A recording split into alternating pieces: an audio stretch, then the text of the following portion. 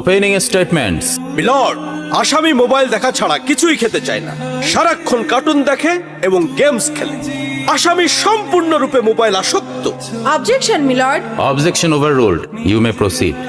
আসামি তার বাবার মোবাইল দেখতে দেখতে হাত থেকে ফেলে ডিসপ্লে ভাঙারও রেকর্ড আছে।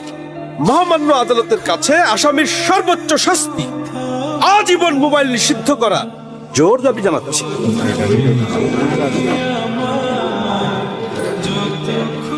Order, order.